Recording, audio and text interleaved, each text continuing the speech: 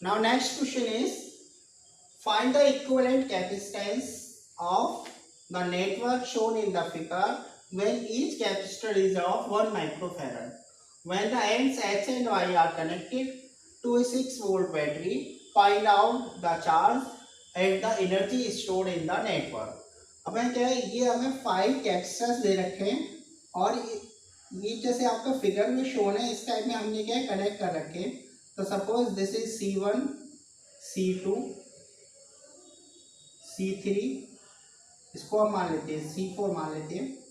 C4 ये आपका हो जाएगा C3, ये आपका C5. तो सबसे पहले हम इसका इक्विवेलेंट सर्किट हम क्या ड्रॉ कर लेते हैं. ये आपका X हो जाएगा. तो जो एक कैपेसिटेंस है आपका, एक कैपेसिटेंस आपका इधर लगा हुआ है C2 और एक कैपेसिटेंस है आपका C1, एक कैपेसिटेंस आपका यहाँ पे है C3, एक कैपेसिटेंस आपका यहाँ लगा हुआ है C4 और एक आपका इन दोनों के बीच में यानी ये डायगोनली आपका लगा हुआ है C5 और ये एंड हो जाएगा आपका Y. तो ये जो आपका गिवन है हमें C1 is equal to C2 is equal to C3 is equal to C4 is equal to C5 is equal to 1 microfarad यानी ईच कैपेसिटर इज 1 माइक्रोफैरड. तो सबसे पहले हम क्या यहाँ पे इनका रेशियो पता कर लेते हैं. यानी ये भी ब्रिज बन रहा है कि C2 अपॉन C3 निकालें तो 1/1. ऐसे ही हम C1 अपॉन C4 निकालें तो ये भी आपका 1/1. तो C2 upon C3 is equal to C1 upon. ठीक है, तो ये जो आपका कंडीशन हो गई ब्रिज की. This is form of bridge. तो ब्रिज में आपका ब्रिज जब इक्विलिब्रियम पोजीशन में होता है तो C2 अपॉन C3 और C1 अपॉन C4 आपके इक्वल होते हैं. तो ब्रिज आपका क्या है इक्विलिब्रियम में. Bridge is in equilibrium. तो इस कंडीशन में आपका ये जो आपका C5 जो कैपेसिटर लगा हुआ है तो इस साइड में आपकी कोई भी करंट फ्लो नहीं होगा यानी कोई भी चार्ज फ्लो नहीं होगा. तो ये जो C5 है आपका यूजलेस हो जाएगा. There is no charge on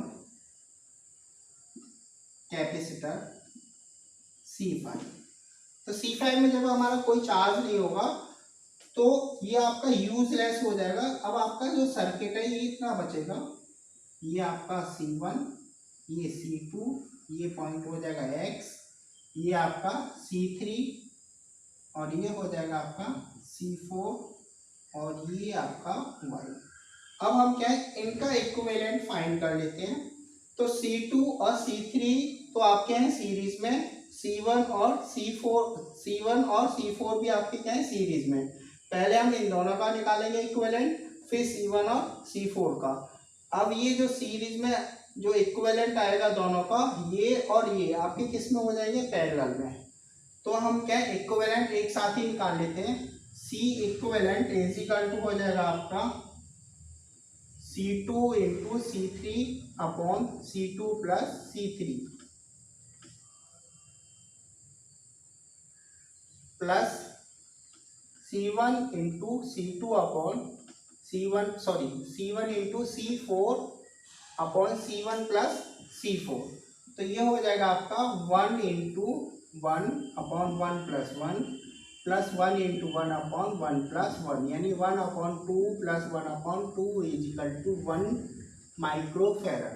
तो C इक्विवेलेंट आपका आ जाएगा 1 माइक्रोफैरड. अब हमें चार्ज निकालना है तो चार्ज स्टोर हो जाएगा आपका C इक्विवेलेंट इंटू V हमें दे रखा है 6 वोल्ट और C इक्विवेलेंट आपका 1 इंटू 10⁻⁻6 इंटू 6.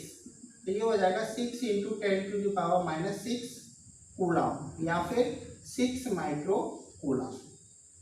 अब एनर्जी स्टोर निकालेंगे, U is equal to half C equivalent into V square.